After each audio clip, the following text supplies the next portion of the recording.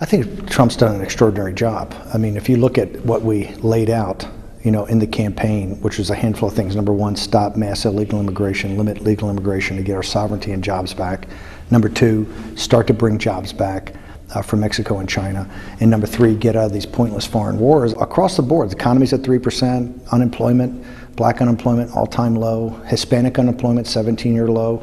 Wages for the working class are starting to rise initially. And I think the most importantly, his engagement.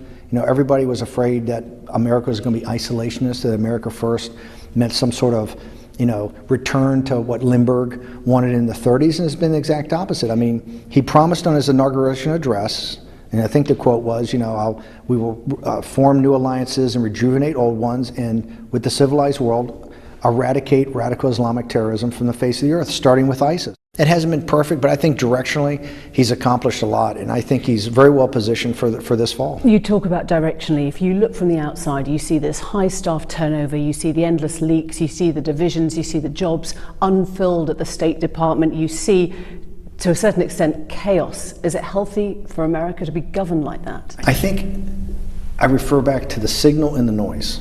Okay? Donald Trump's a disruptor. He's an entrepreneur. The campaign ran like this. He has a certain House style that at 71 years old you're not going to change. You have about 5 or 6 people directly reporting to him. He's much more comfortable. He has his sea legs now, and I think you're starting to see much more action-oriented coming out of the White House. Are you one of those? Are you back? Well, no. Look, he's got the outside guys of Corey, Bossie. I am there. I've got a C4 that I've set up to kind of do messaging. I take everything to attorneys because I'm in the middle of the Mueller. I'm in the middle of the Mueller investigation, right? The very first thing when Mueller brings you in there, one of the very first things he wants to know is your conversations with the president. I think that very shortly that either Rosenstein is going to take the direct order of the President of the United States, or I think Rosenstein will be fired. Do you think Mueller should be fired? I do not think Mueller should be fired. Bob Mueller's an honorable guy. He's a combat Marine. He's somebody that served his country. I don't agree with everything that's been going on in the special counsel, but I think he's run it. I hope at some time he does issue the report. Rudy Giuliani says it's going to be some time. Do you think Donald Trump should testify? I do not think that the president should testify. I just don't. I don't think it rises to that level. I think he can answer those questions in writing. I do think he ought to answer the questions. Why wouldn't you let him then? Because when the president assumes a position of being above the law, it doesn't look... By the way, he's not above the law. I said he should answer the questions in writing. The President Trump, let's step back for a second. In the Reagan, the Clinton and the Bush administration all had situations with this, right? Even in Nixon, all had situations in this where you had a special counsel or special prosecutor, okay? Trump, unlike any of the others, waived executive privilege immediately and shipped over 1.1 million documents and then made everybody in the White House go up and answer every question on Capitol Hill. The president should definitely cooperate with the special counsel, but I don't think he has to go sit as a witness. And I would tell Rudy that the president shouldn't, unless it's absolutely necessary. The president should answer those questions in writing.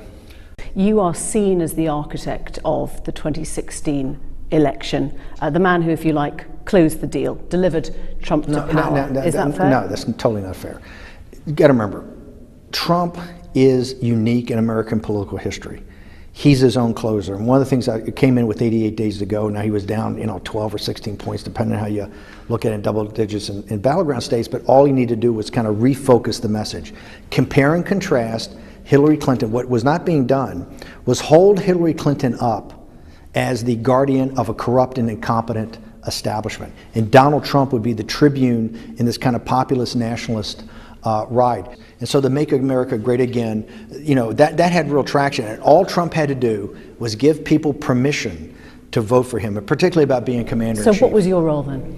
Well, I came in as CEO and I helped, recalibrate. Look, they had kind of lost their message. He had been criticizing the Gold Star parents and the Mexican judges, and people had just kind of lost focus. I stepped in and just kind of got the thing refocused. And by the way, all you have to do is deliver Trump on a stage, right, in front of a crowd, and use social media to kind of drive people around it. Donald Trump closed that deal. You told Trump that he could win after the Access Hollywood tape emerged, in which he described 100%. grabbing women by the pussy. What made you so sure that voters wouldn't reject a president who On admitted to that. August 13th, when I stepped in and took the job as CEO, he was 16 points down, double digits down. I said, to 100% metaphysical certitude, you will win this.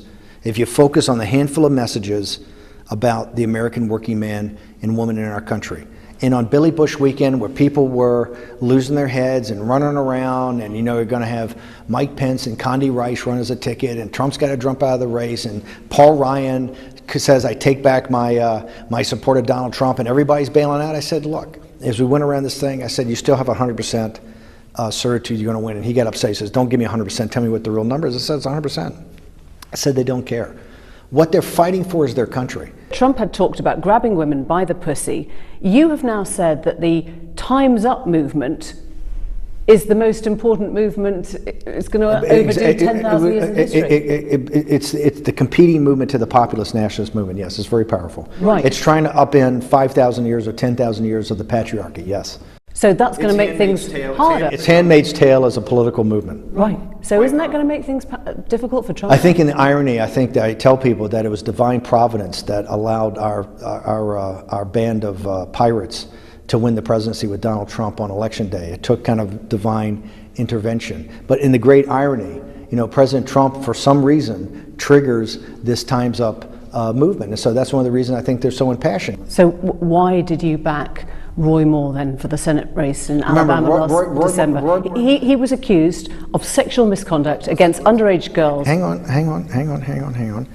I don't believe the charges against Roy Moore. I've looked at the charges. I don't believe the charges. I just don't believe it. You don't sit here thinking, I backed the wrong horse. No, that absolutely was a not. bad judgment Absolutely call. not. No. I think there's a big lesson. There's certainly a lesson for the evangelical right that the establishment Republicans of Mitch McConnell would rather have a Democrat in that seat than to have someone that's a member of the evangelical right. No, I do not believe the charges against Roy Moore. You were the White House chief strategist, and one of the first things you put in place was the travel ban from 7 majority Muslim countries.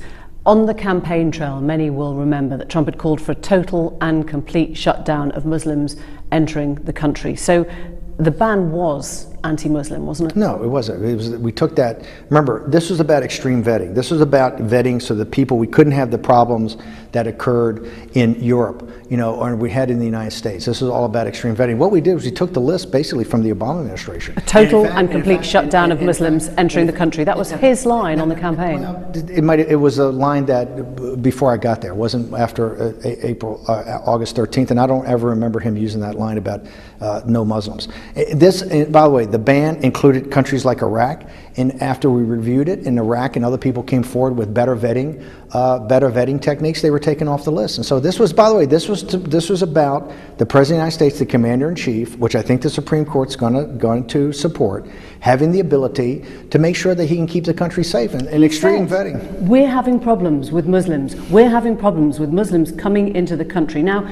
Well, we did have problems because radical Islamic terror came over here. He didn't say that. He just said Muslims. Okay, but the radical Islamic terrorism were Muslims, right? I don't think he made a case that all Muslims should be banned. We didn't. Donald Trump has gone out of his way to embrace Muslim countries. Look at what's just happened with the JCPOA. The central tenet, Pompeo gave the 12 points yesterday.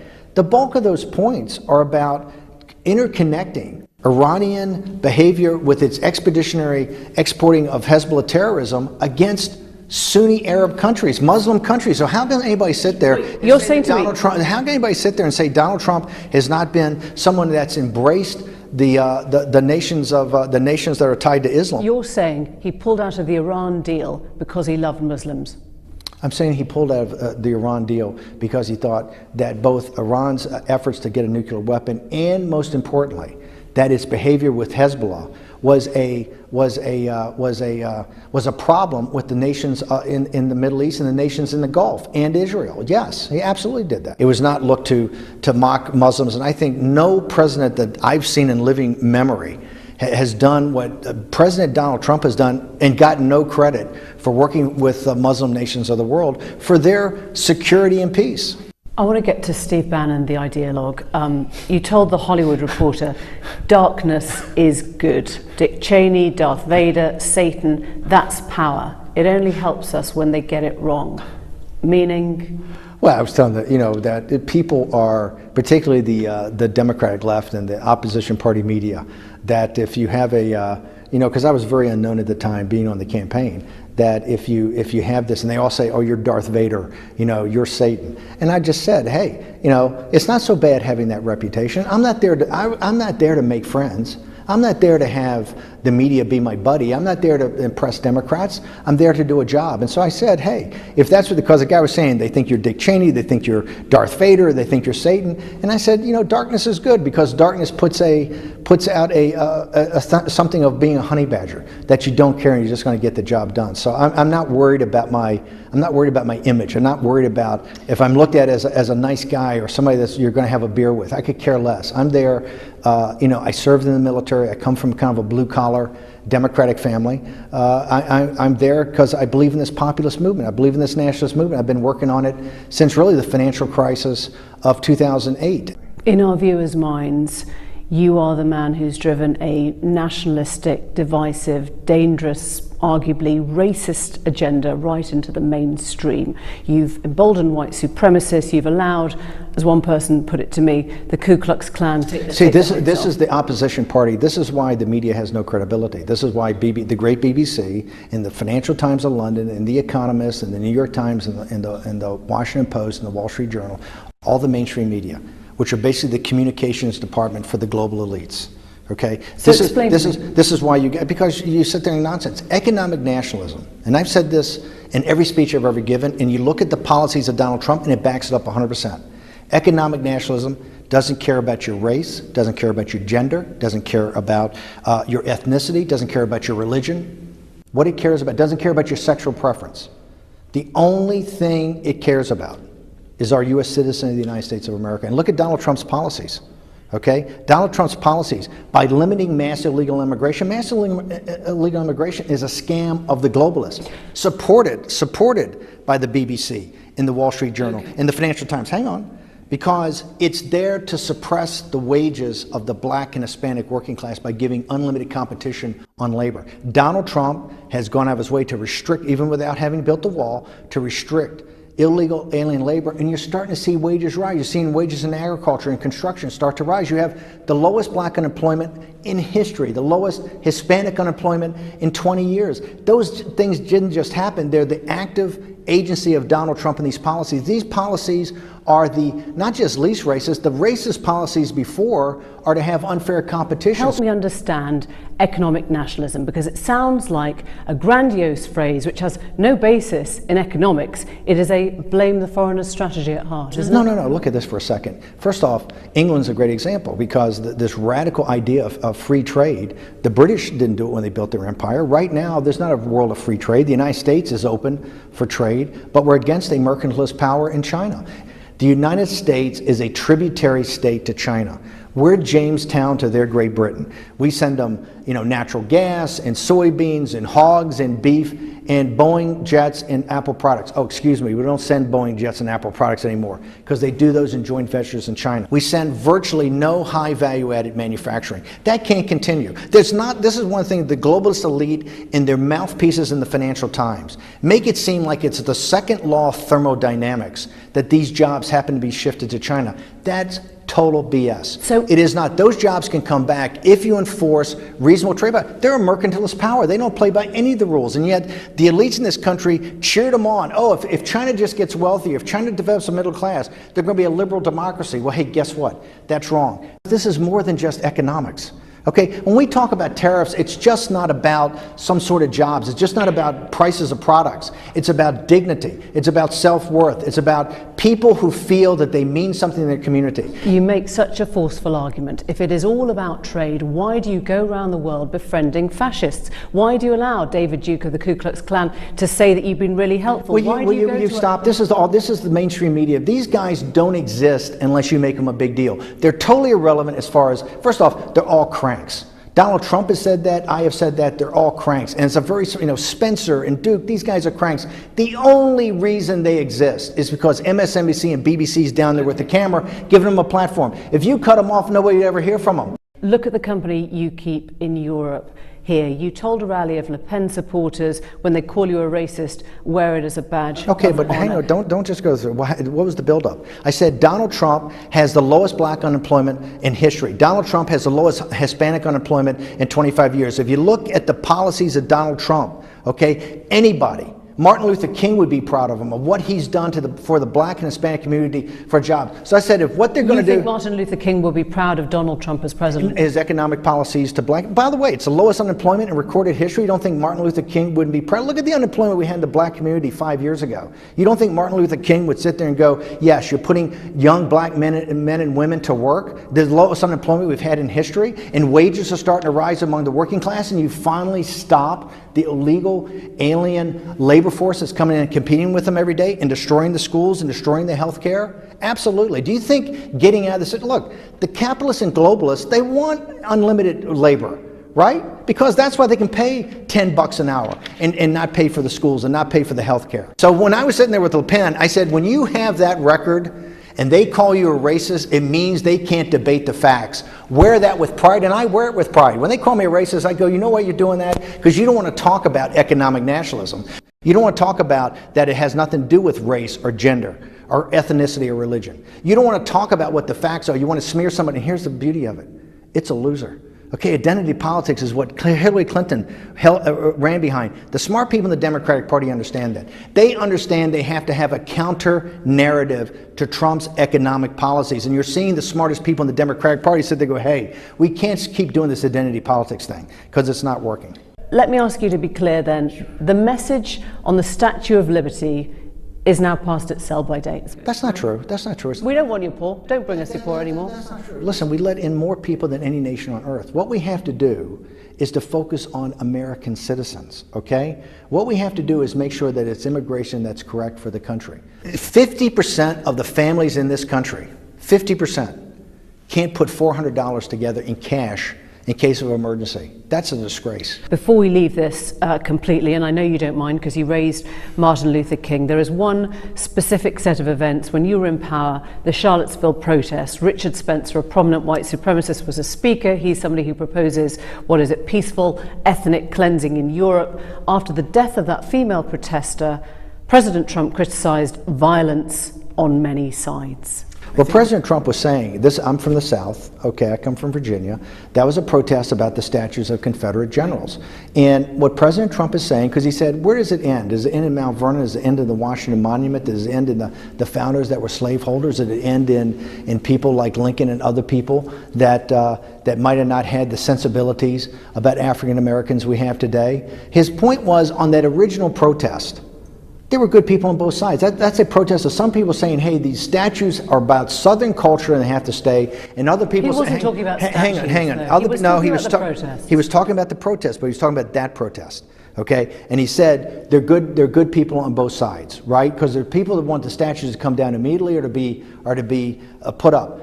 The violent protesters, and this deals with the Richard Spencers and that crowd of neo-Nazis and neo-Confederates and KKK that have no place in political society, okay? And the Charlottesville police should have never, they were coming there looking for a fight, they never should have given them a permit, and that's because local authorities let these guys go. These guys are thugs and they're looking for trouble, but however, the Antifa guys are just as bad. They're there, they come fully loaded, they're looking for a fight. That was a dumb thing to say, wasn't it? I mean, in the heat of it, it was a dumb thing to say. I don't agree with that at all. I think that he was saying, we look at context, and I think he had the most brilliant thing he said. His point was, where does it end? You're going to take down Mount Vernon? You're going to take down the Washington Monument?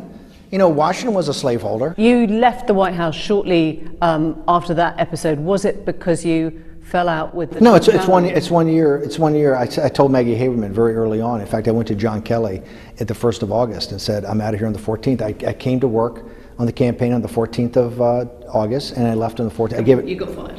Oh, no, absolutely not. In fact, ask John Kelly, John Dowd. I went to those guys on the 1st of August, and they went to the president and said, hey, when Reince left, John Kelly's coming in, I'm going to take off. You called Ivanka dumb as a brick, and you called Ivanka dumb as a brick. Is that right? I can neither confirm nor deny. I haven't read Fire and Fury, but Don Jr., treasonous behavior. But I did correct that later and said that was for Manafort. Don Jr. is a real patriot. He's a good guy. It's But by the hard way, to come back, it was isn't a it? dumb. If you've excuse fallen me? out with the Trump family members, it's hard for you to come back. I don't think so. I don't think. I think the president's a very practical guy. Is he an imperfect vessel for revolution? You know, Donald Trump is a unique combination of characters. He's an entrepreneur. I think people forget that he didn't come from corporate America. He didn't come from big corporations. He's a street fighter. If we hadn't had Donald Trump, we would have not won in 2016. Let's go to the midterms. Right. The Democratic Party, they've been wishing for this since 2:30 in the morning on the 9th of November 2016. What they wanted is a do-over.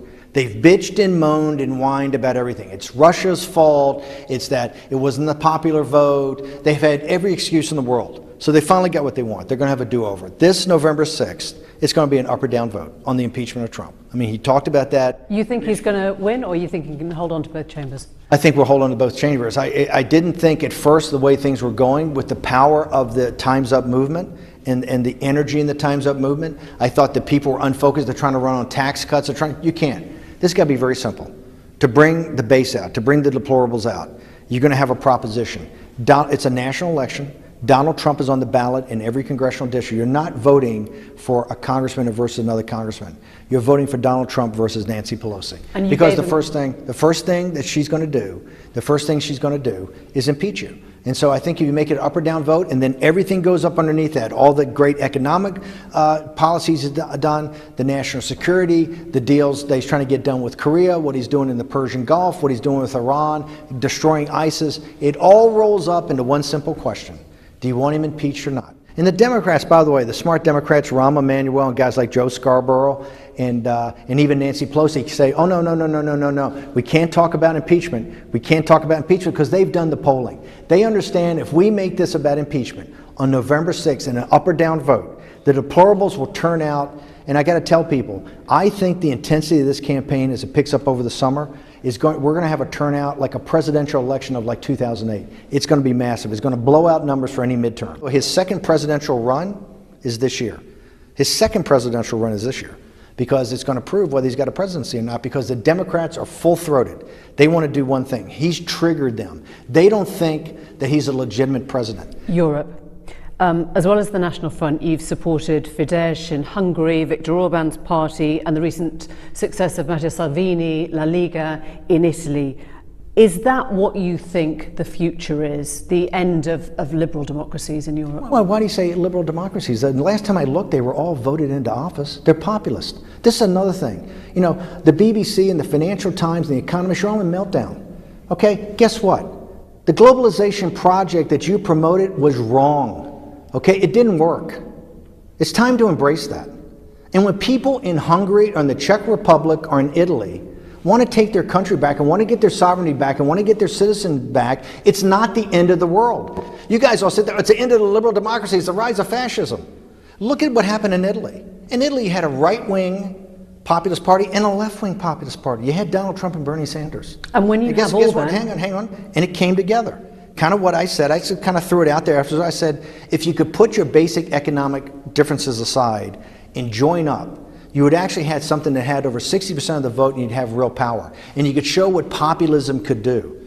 What I think that Italy shows that we're beyond the left-right, paradigm that we've had. We're in a new age.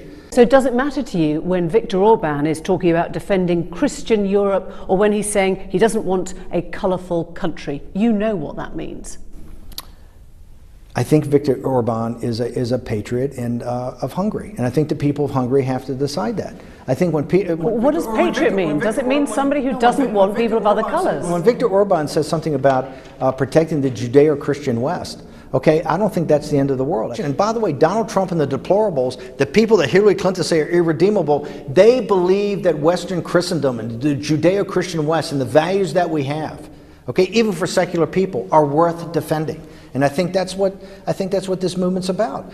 The United States is not going to be isolationist. We want to be allies. What you can't be is a protectorate. It's time that the Europeans and NATO stepped up and were a partner to the United States to try to defend the West. Last question. You talk about allies. You were there when Theresa May met Donald Trump at the White House.